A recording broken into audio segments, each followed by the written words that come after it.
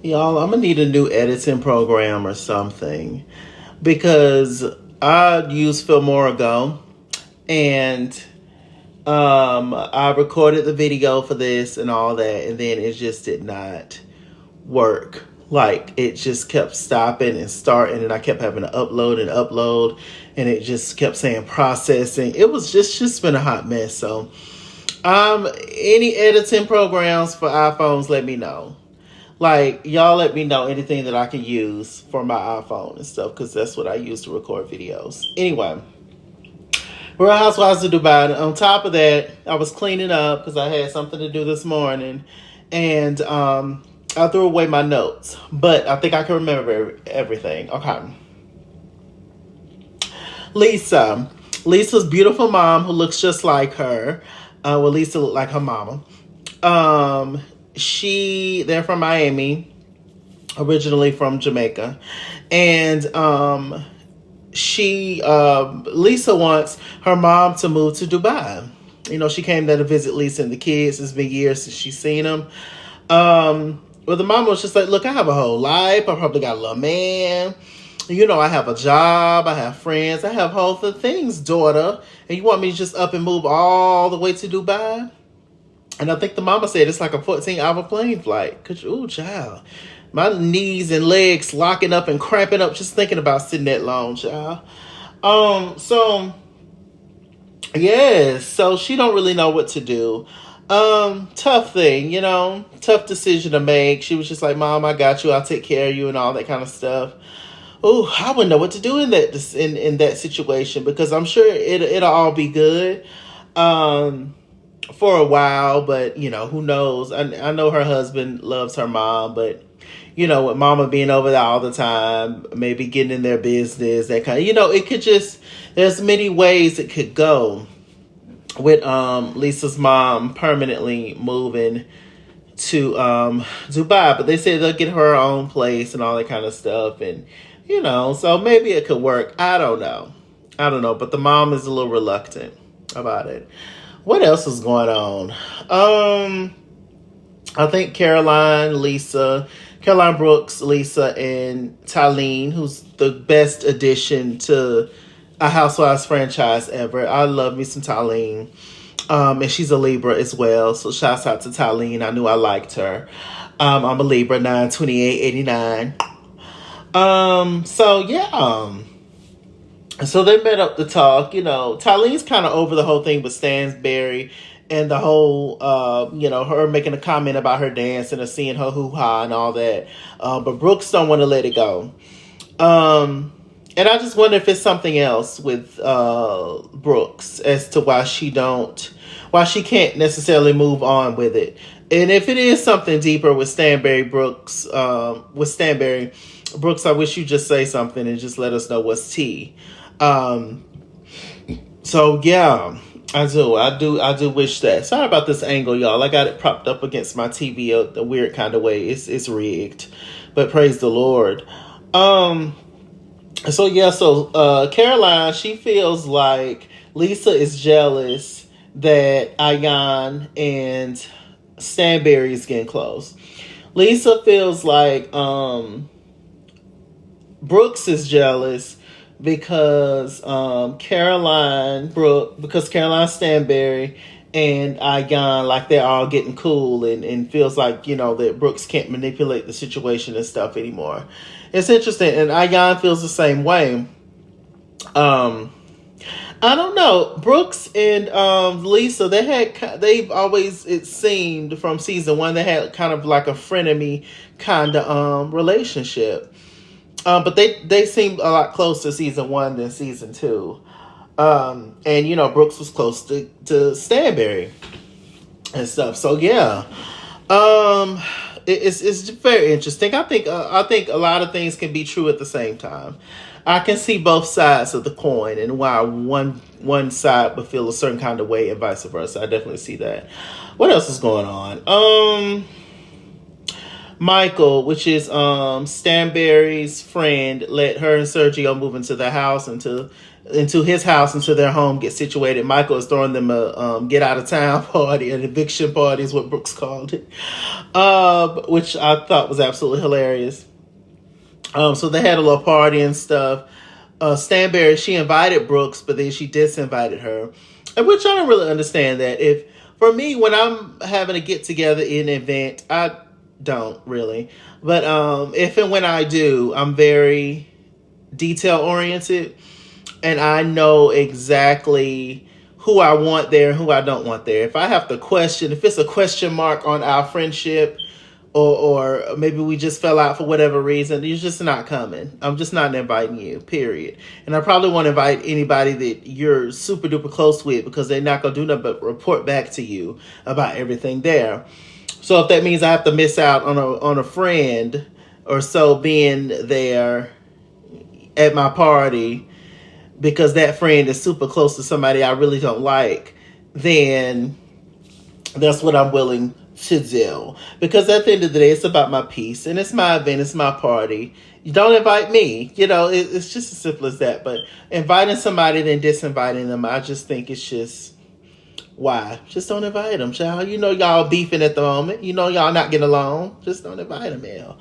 So anyway, they had the party and stuff. We meet Saba. Saba is Sarah's friend. Don't like her. Pretty girl. Cute girl. Don't like her. She made this comment about Ayan. Y'all know Ayan is very extra. She's very the most. And that's what we love about her, right? So Ayan came in literally looking like a disco ball. And Michael had decorations of disco balls as you walk in. And she actually picked up one with her outfit. I said, you better go, girl. Ayan is a lot, right? She's a lot for somebody to take. But she has a heart of gold, and she's very charming and very enduring. And she don't mean any harm. She's just extra dramatic and a lot. But she's actually quite sensitive. Those that watch the show know that. Anyway, so Saba being Sarah's real good friend, I know Sara gave her the tea on everybody. So she gonna say when she sees Ayan, when Sara went back to talk to her, she was like, yeah, I see people like her all the time. People like that. And she was just like, what do you mean those kind of people? Sarah.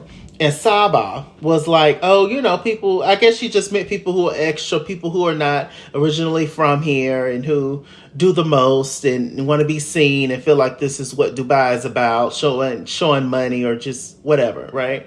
Being out of town and want to show your outfits. And she was just like, yeah, she just completely shut Ayan off and said, I'm not going to vibe with her. She's not my kind of people. I said, oh, okay. We see you, Sara. Now, see, you just done ruin your time on the show, sis, that quick. I may give her a chance, but I probably won't. Okay, so what else is going on? Sergio, I like Sergio. Sergio and Sara is close. She calls Sergio her little brother.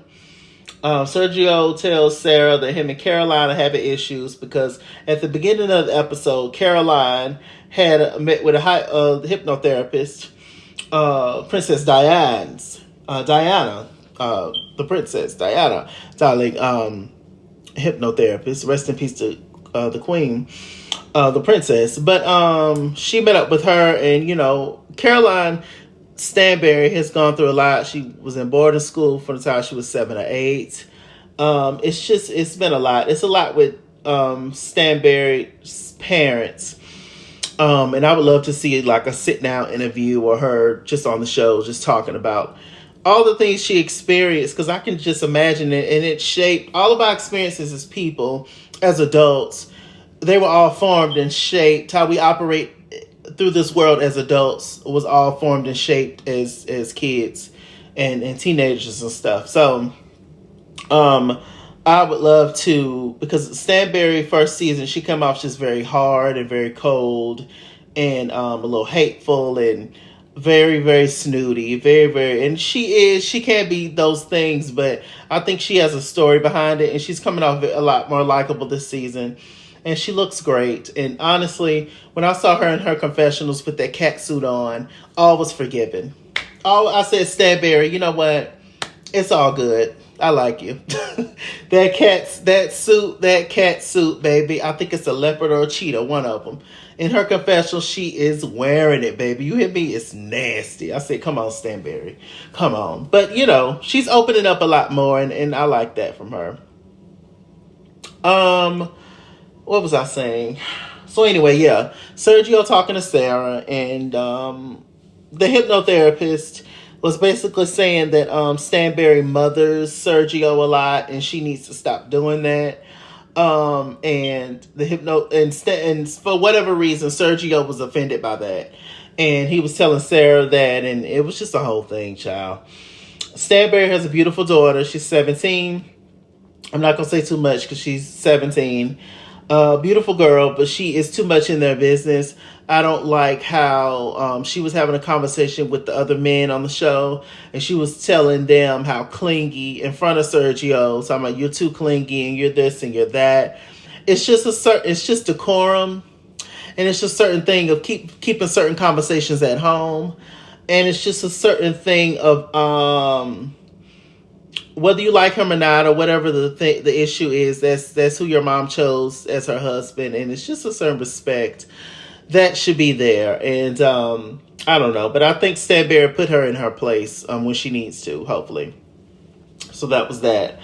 What else went on this episode? Caro-line met up with Stanbury. When I tell you Caro-line, Brooks, that face, sitting stunning. You hear me? When she was sitting there talking to Stanbury, baby, those eyebrows was lethal. There was Danny Glover. It was a lethal weapon. I said, yes, Caro-line. Just sitting, okay? I think Brooks is going through a lot personally that she hasn't disclosed yet. I think that her hair spa is stressful. It's a lot. Because you have to be pretty much on 24-hour demand. You're the boss. This is a new business. A lot of things are happening. A lot of things go wrong. And you need to pretty much dedicate your life to it. And it's just a lot. And she has a lovely son. And she's, her son is growing up and life as a kid and school and all the things. And so it's just a lot with Brooks. And I just feel like she's stressing out. And I feel like she could possibly be taking some of it out on Stanbury, which is not right, if that's the case. But like I said, Brooks, if it's something deeper, just say it with Stanbury, because you was like this with her. Now, Brooks feel like she took Stanbury's side and stopped her relationship with Lesa and Ayan because Stanbury wasn't, rocking with them. And so now she's irritated that Stanbury is good friends with Lesa and Ayan. Which is listen, I don't know. I don't know what's the truth and what's not. But Brooks is showing loyalty. Brooks is showing that she can be very loyal to her friends because she got Tylene's back through and through. Now, I definitely see that. For real. She loves herself some Tylene. I think her and Tylene's going to kind of get into it because I think maybe Brooks is trying to hold on to the beef with Stanbury, and Tylene is over it, want to let it go. And so I think it's going to be an issue with them going back and forth. But hopefully they can get it together because I actually like Tylene and Brooks as friends. They seem fun. Was that it? Y'all think that was everything? Hopefully this video uploads. If not, then What New York told Delicious on the Flavor of Love season finale, season 2. Delicious.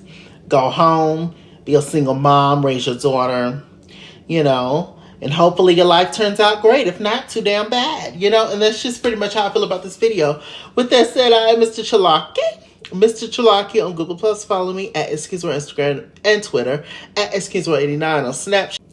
Chase King on Facebook. Had a phone call. MrChalaki on Cash App and PayPal, and TikTok, I think. Something like that. Anyway. Run me my money or run me my fade. Run me my money the way I get paid. Stay black, stay tuned. I'll see you guys later. Bye.